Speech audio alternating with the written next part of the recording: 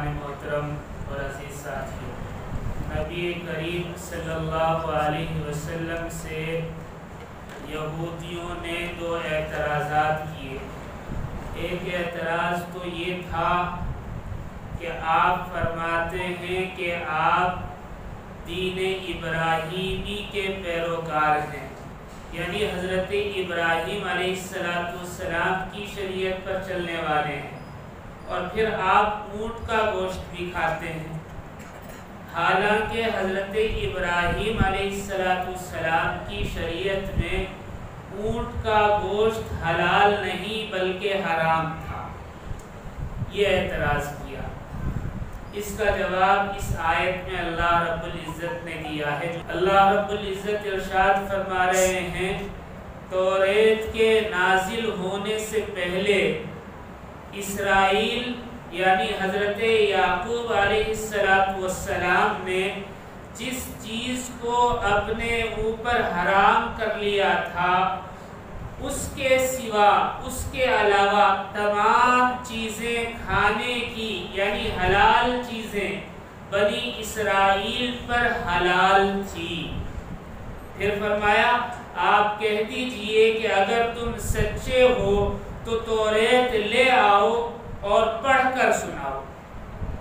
जब ये आयत नाजिल हुई तो यहूदी बगले झांकने लगे और कोई तौरेत लेकर नहीं आया, सब भाग गए। इस आयत करीमा में अल्लाह रब्बुल इज़्ज़त ने दो तीन चीज़ें इरशाद फरमाई।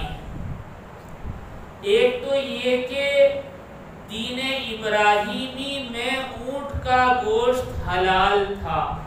दूसरा ये कि तौरेत के नाजिल होने के बाद ऊँट का गोश्त बनी इसराइल के लिए हराम हुआ था, लेकिन हज़रत इब्राहीम के दीन पर जो थे उनके लिए नहीं। दूसरा ये कि तुमने जो तौरेत को बदल कर रख दिया है, उस बदली हुई किताब में भी वही बात लिखी हुई है जो अल्लाह रब्बुल इज़्ज़त ने नाजिल फरमाई थी कि दीन हनीफ में ऊँट का गोश्त हलाल था, हराम नहीं था। बहरहाल इसके साथ एक और एतराज़ था, वो ये कि आप काबतुल्लाह की जानिब रुख करके नमाज पढ़ते हैं, हालांकि आपको तो बैतुल मक़दिस की तरफ रुख करना चाहिए। तो इस आयत से आगे अल्लाह रब्बुल इज़्ज़त ने दूसरी आयत इरशाद फरमाया है। ये इल्ज़ाम लगाया था और एतराज़ किया था, जिसका इस आयत में अल्लाह रब्बुल इज़्ज़त ने जवाब दिया है। और तौरेत के अंदर बाकायदा यहूदियों को यानी बनी इसराइल को ऊँट के गोश्त पर अल्लाह ने पाबंदी लगा दी थी। तौरेत की एक आयत है जिसका तर्जमा मैं आपको सुना दूं कि अल्लाह रब्बुल इज़्ज़त ने तौरेत के अंदर 11वीं फसल में एक आयत नाजिल फरमाई थी, जिसमें इरशाद फरमाया कि जुगाली करने वाले और फटे हुए सुम वाले जानवरों को न खाओ। ये बनी इसराइल के लिए हुक्म था। और फिर आगे इसकी सराहत भी की, और ऊँट बावजूद ये कि जुगाली करता है मगर उसका सुम फटा हुआ नहीं है, यानी पाँव में शिगाफ नहीं है, जैसे गाय के या भैंस के शिगाफ होता है पाँव में, सुम में शिगाफ नहीं है, फटा हुआ नहीं है, इसके बावजूद वो तुम्हारे लिए हराम है। ये बनी इसराइल के लिए हुक्म नाजिल हुआ था। और बनी इसराइल हज़रत याकूब हज़रत यूसुफ के बहुत बाद यानी हज़रत मूसा अलैहिस्सलाम पर जब शरीयत नाजिल हुई, उस वक्त का ये हुक्म है, ना कि उससे पहले का। इसमें साफ फरमा दिया, आया ऊँट के गोश्त में कोई बीमारी है जिसकी वजह से अल्लाह रब्बुल इज़्ज़त ने इसे हराम करार दिया था? ऐसा कुछ नहीं है। आज मेडिकल साइंस इस बात की तहकीक कर रही है कि जितने किस्म के गोश्त होते हैं सिवाय परिंदों के, उन तमाम गोश्तों में सबसे अच्छा गोश्त ऊँट का होता है। ऊँट का गोश्त हराम इसलिए करार दिया ताकि जो نافرمانی بنی اسرائیل کر رہے تھے اس کی سزا اللہ رب العزت اس دنیا میں دیں. جیسے گائے کا گوشت وہ کھانا چاہتے تھے لیکن اللہ نے اسے حرام قرار دے دیا، پھر بعد میں اسے حلال قرار دیا اور ایک مخصوص گائے ذبح کرنے کا حکم فرمایا، جیسے سورہ بقرہ میں بھی ہے. بہرحال یہاں اس کی تفصیل کی ضرورت نہیں ہے. یہ سب بنی اسرائیل پر جو پابندیاں تھیں وہ بطور سزا تھی ان کی نافرمانی کی وجہ سے، لیکن امت محمدیہ کے لیے اونٹ کا گوشت حلال ہے. نبی کریم صلی اللہ علیہ وسلم بطور رغبت اسے تناول فرمایا کرتے تھے، اور عربوں کے یہاں مہمان نوازی کے لیے اگر اونٹ کا گوشت نہ ہوتا تو مہمانداری میں کمی محسوس کی جاتی تھی. جیسے آج ہمارے یہاں کولڈ ڈرنک یا سویٹ ڈش کے بغیر مہمانداری پوری نہیں ہوتی، اسی طرح عربوں کے یہاں بھی اونٹ کا گوشت لازمی ہوا کرتا تھا. اونٹ کے گوشت میں بہت سارے فوائد ہیں. میڈیکل سائنس آج واضح کر رہی ہے کہ جتنے بڑے جانور ہیں ان تمام میں اونٹ کا گوشت سب سے زیادہ بہتر اور سب سے عمدہ ہوتا ہے. ماہرین کے مطابق بہترین گوشت وہ ہے جس میں نمی زیادہ پائی جائے. جتنے بڑے جانور ہوتے ہیں یا جتنے چھوٹے جانور ہوتے ہیں ان میں نمی نہیں پائی جاتی یا پائی جاتی ہے تو کم پائی جاتی ہے. واحد ایک اونٹ ایسا جانور ہے جس کے گوشت میں نمی سب سے زیادہ پائی جاتی ہے. اس لحاظ سے اونٹ کا گوشت نمی ہونے کی وجہ سے مرغی سے، بکری سے، بیل سے اور مچھلی سے زیادہ بہتر سمجھا جاتا ہے. لیکن ایسا نہیں جیسے کہ ہم ہندوستان میں رہتے ہیں، ہمیں کھانے کی عادت نہیں ہے. جسے عادت نہیں ہے اسے تو نقصان دے گا، لیکن جو کھانے والے ہیں جیسے عرب ہیں یا گرم علاقوں کے رہنے والے لوگ ہیں ان کے لیے سب سے عمدہ گوشت اونٹ کا گوشت ہے. اس کے اندر لحمیات کی مقدار 20 سے 30% زیادہ ہوتی ہے. یہ بیل کے برابر ہوتی ہے لیکن بیل کے گوشت سے زیادہ اچھا اس کا گوشت تصور کیا جاتا ہے. اور چربی 1.2 سے لے کر 1.8 تک ہوتی ہے، حالانکہ بیل کے اندر یا بڑے جانوروں کے اندر 4 سے لے کر 8 تک یعنی % تک چربی پائی جاتی ہے. اس میں بہت کم چربی پائی جاتی ہے، اس لحاظ سے اس کے نقصانات کم ہیں. اس چربی کے اندر 2/3 ایک ایسڈ پایا جاتا ہے جو کینسر اور کولیسٹرول کو ختم کرنے کے لیے بے انتہا مددگار ہے.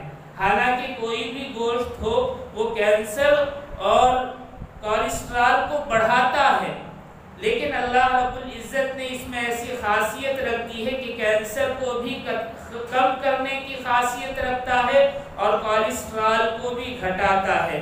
اونٹ کے گوشت میں اللہ نے یہ خاصیت رکھ دی ہے کہ اس کے کھانے والا ایسیڈیٹی میں مبتلا نہیں ہوتا، ڈپریشن میں مبتلا نہیں ہوتا، پائلز میں مبتلا نہیں ہوتا. دمے یا نمونیے کے مریضوں کے لیے اس کا گوشت فائدہ مند ہے. اسی طرح ہارٹ کے مریضوں کے لیے بھی اس کا گوشت فائدہ مند ہے. حالانکہ کوئی بھی گوشت کھائے دل کی وال پر اثر پڑتا ہے اور دل کی وال بند ہونے لگتی ہیں، لیکن اللہ نے اس کے گوشت میں یہ خاصیت رکھی ہے کہ بند وال اس سے کھلنے لگتی ہیں. اللہ اکبر. اتنا ہی نہیں بلکہ یورین انفیکشن میں بھی یہ بے انتہا مفید ہے. اسی طرح ہیپاٹائٹس سی میں بھی اس کو مفید پایا گیا ہے. پرانا سے پرانا بخار ہو، جیسے عام طور پر ریگستان میں گرمی کی تپش سے بخار ہو جاتے ہیں جو سالوں تک نہیں جاتے، وہ اس کے کھانے سے جانے لگتا ہے. اور اسی طرح ورم جگر میں یہ بے انتہا مفید ہے اور جگر کو، لیور کو فعال بنا دیتا ہے، ایکٹیو کر دیتا ہے اور قوت با کے لیے مفید پایا جاتا ہے. اتنی ساری چیزیں اللہ رب العزت نے اس کے اندر رکھ دی ہے. اور سب سے بڑھ کر یہ کہ اس کے کھانے والے کا وزن کم ہوتا ہے، بڑھتا نہیں ہے. کولیسٹرول فری ہے۔ آج کل آسٹریلیا سارے یورپ کو اونٹ کا گوشت سپلائی کر رہا ہے، پیکٹوں پر لکھا ہوا ہے کولیسٹرول فری۔ یہ خاصیت ہے، لیکن یہ ہمارے لیے نہیں ہے کیونکہ ہم اس کے عادی نہیں ہیں۔ اگر مل جائے الحمدللہ، سنت سمجھ کر کھا لینا چاہیے، اس لیے کہ گوشت کے کھانے کی مقدار 24 گھنٹے میں ایک انسان کے لیے تقریباً 150 گرام ہوا کرتی ہے۔ اگر کوئی اس سے زیادہ کھائے تو شیخ الرئیس نے لکھا ہے کہ یہ زیادتی ہے، لہٰذا گوشت زیادہ کھانے کے امراض میں مبتلا ہو سکتا ہے۔ بہرحال کوئی بھی گوشت ہو تھوڑی مقدار میں کھانا چاہیے، خاص طور پر ہم ہندوستانیوں کو، اس لیے کہ ہمارے معدے گوشت کھانے کے عادی نہیں ہوا کرتے۔ اس کے دودھ میں بھی بہت سارے فوائد ہیں۔ اونٹنی کے دودھ میں اللہ رب العزت نے بہت ساری چیزیں رکھ دی ہیں۔ آج اقوام متحدہ کا ایک ادارہ برائے خوراک اور وزارت ہے، FOA کے نام سے ہے، جس کے مطابق اونٹنی کے دودھ میں وٹامن سی دوسرے دودھوں سے 3% زیادہ پایا جاتا ہے، اور اس کے اندر فولاد اور وٹامن بی بہت زیادہ مقدار میں پایا جاتا ہے۔ اگر اس کی تفصیل بیان کی جائے یا سامنے رکھی جائے تو پتہ چلے گا کہ اونٹنی کے دودھ میں اتنے فوائد ہیں کہ اگر کسی کو معلوم ہو جائے تو اس کا دودھ سونے کی قیمت میں بکے۔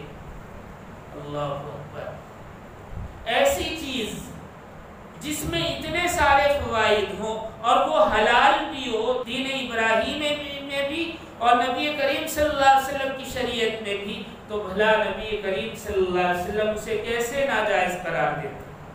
اس آیت میں اللہ نے وہی ارشاد فرمایا ہے کہ حضرت ابراہیم کی شریعت میں بھی حلال تھا اور آپ کی شریعت میں بھی حلال ہے۔ یہ تو حرام جو کیا گیا تھا نافرمانی کی وجہ سے بنی اسرائیل کے لیے حرام قرار دیا تھا۔ نبی کریم صلی اللہ علیہ وسلم کے پاس بکریاں تھی جس کا دودھ آیا کرتا تھا، 100 سے زیادہ بکریاں تھیں، اور سواری کے لیے بہت سارے جانور تھے جن میں 3 اونٹنیاں بھی تھیں۔ اس کے باوجود صرف دودھ کے لیے نبی کریم صلی اللہ علیہ وسلم نے 20 سے زیادہ اونٹنیاں پال رکھی تھی۔ اس سے معلوم ہوتا ہے کہ اس کے دودھ میں، اس کے گوشت میں واقعی بہت زیادہ فوائد ہوں گے، اسی لیے نبی رحمت صلی اللہ علیہ وسلم نے اس کا گوشت بھی پسند فرمایا اور اس کا دودھ بھی پسند فرمایا۔ لیکن اونٹنی یا اونٹ کا گوشت کھانے سے ہاضمہ تیز ہو جاتا ہے، جگر فعال ہو جاتا ہے، لیور تیزی سے کام کرتا ہے، جس کی وجہ سے آدمی کو بدہضمی ہو سکتی ہے۔ اگر کسی کا معدہ کمزور ہے تو اس کو بدہضمی کی شکایت ہو سکتی ہے۔ اسی لیے نبی کریم صلی اللہ علیہ وسلم نے ایک موقع پر ارشاد فرمایا، حضرت جابر بن سمرہ کی روایت ہے کہ نبی کریم صلی اللہ علیہ وسلم سے ایک شخص نے سوال کیا کہ اے اللہ کے نبی، کیا بکری کا گوشت کھا کر مجھے وضو کرنا چاہیے؟ تو آپ صلی اللہ علیہ وسلم نے ارشاد فرمایا نہیں۔ اس نے پھر پوچھا، اے اللہ کے نبی، کیا اونٹ کا گوشت کھا کر مجھے وضو کرنا چاہیے؟ آپ صلی اللہ علیہ وسلم نے فرمایا، ہاں، اگر تم اونٹ کا گوشت کھاؤ تو اس کے بعد تمہیں وضو کرنا چاہیے۔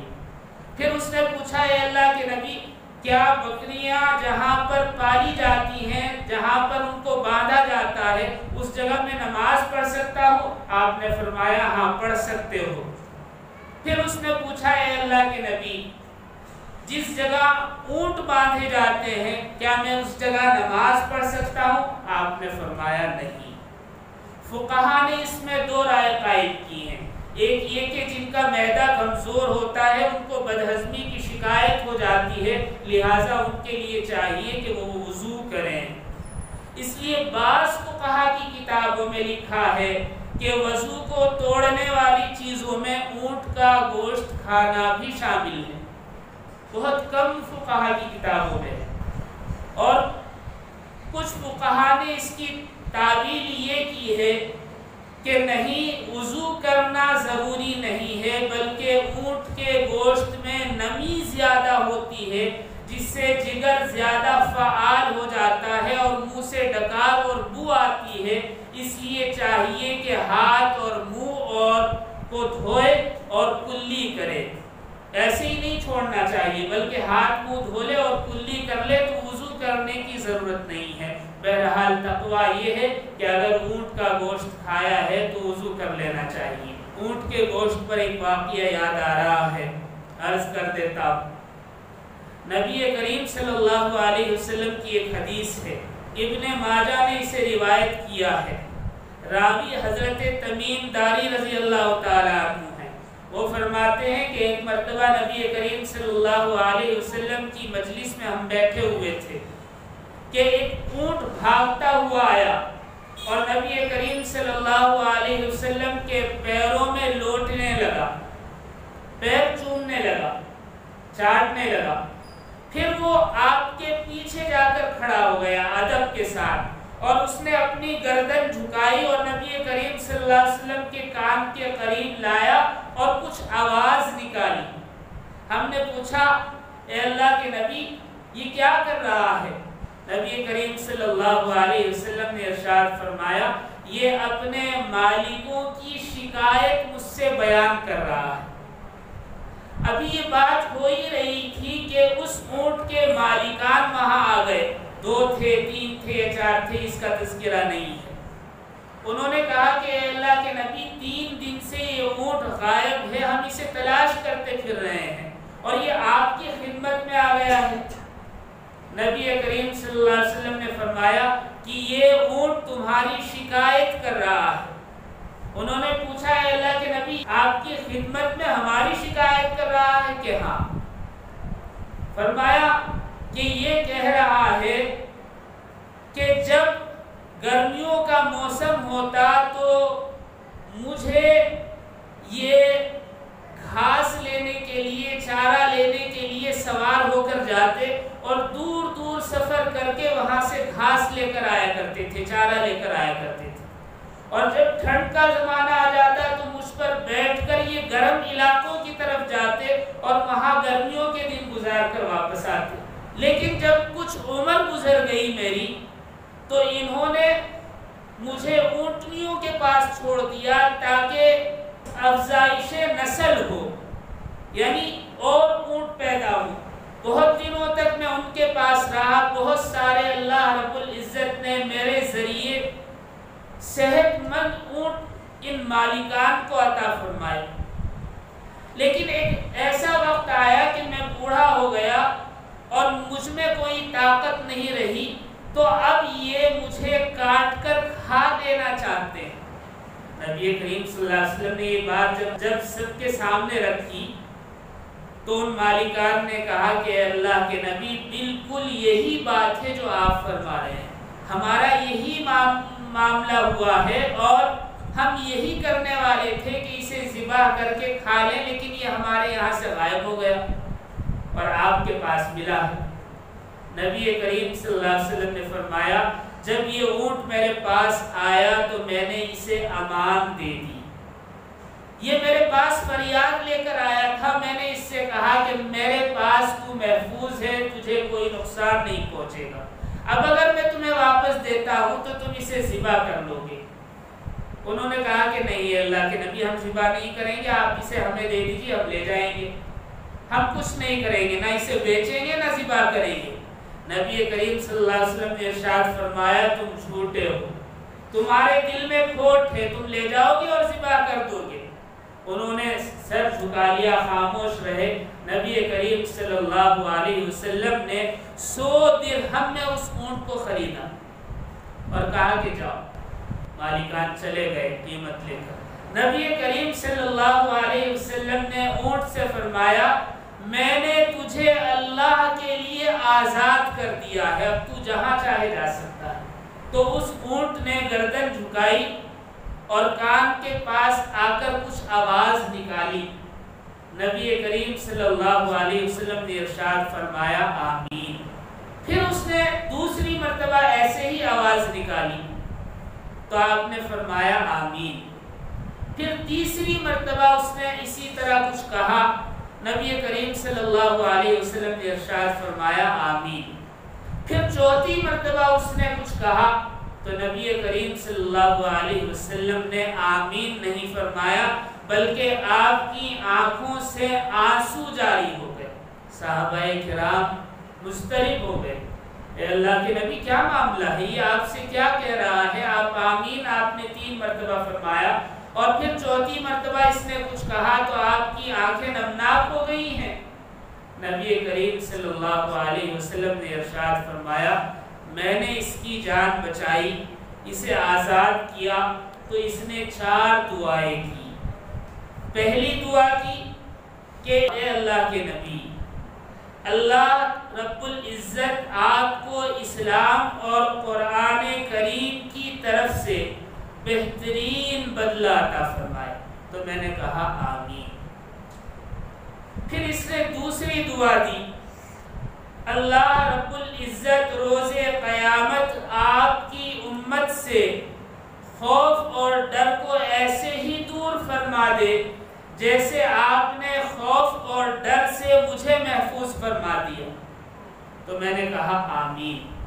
پھر اس نے تیسری دعا دی کہ اللہ رب العزت دشمنوں سے آپ کی امت کا خون اسی طرح محفوظ رکھے جیسے آپ نے میرا خون میرے مالکان سے محفوظ رکھا۔ تو میں نے کہا آمین۔ پھر اس نے چوتھی دعا دی کہ اللہ رب العزت آپ کی امت کے درمیان جنگ اور قتل و غارت پیدا ہونے سے حفاظت فرمائے۔ تو میری آنکھیں نمناک ہو گئی، اس لیے کہ میں نے بھی یہ دعا مانگی تھی، میں نے 3 دعائیں مانگی تھی، 2 قبول ہو گئی اور ایک یہ چوتھی دعا جو اس نے مانگی ہے میری تیسری دعا تھی، اللہ رب العزت نے اسے قبول نہیں فرمایا، اس لیے میری آنکھیں نم ہو گئی۔ بہرحال اس واقعے سے چند اسباب ہمیں مل رہے ہیں، وہ آپ کے سامنے میں نے عرض کر دیے۔ اس کا مطلب یہ نہیں کہ اونٹوں کو چھوڑ دیا جائے، ذبح نہ کیا جائے، نہ کھایا جائے، نہیں، میسر ہوں الحمدللہ، اس لیے کہ یہ حلال ہے امت محمدیہ کے لیے۔ اور نبی کریم صلی اللہ علیہ وسلم نے ایک روایت کے مطابق حج کے لیے جب آپ تشریف لے گئے تو 70 کے قریب یا 70 سے زیادہ اونٹ ذبح فرمائے، اور جس اونٹ کی طرف آپ چاقو لے کر بڑھتے تو وہ اونٹ گردن جھکا دیتا ہے، اللہ کے نبی جلدی سے چھرا چلائیں۔ بہرحال آیت کریمہ میں اللہ رب العزت نے ارشاد فرمایا ہے کہ تورات کے نزول سے پہلے حضرت یعقوب نے جس چیز کو اپنے اوپر حرام قرار دے دیا تھا اس کے علاوہ تمام چیزیں بنی اسرائیل پر حلال تھی۔ بعد میں یعنی جب توریت نازل ہوئی تو جن کھروں میں شگاف ہوتا ہے، ایسے جانور جیسے گائیں ہیں، بیل ہے اور بھینس ہے اور پھر اونٹ ہے، ان کو اللہ رب العزت نے بنی اسرائیل کے لیے نافرمانی کی وجہ سے حرام قرار دے دیا بطور سزا، لیکن امت محمدیہ میں یہ حلال ہے، جائز ہے، کھانا بھی کھلانا بھی۔ اللہ رب العزت ہم سب کو کہنے سننے سے زیادہ عمل کی توفیق عطا فرمائے۔ وآخر دعوانا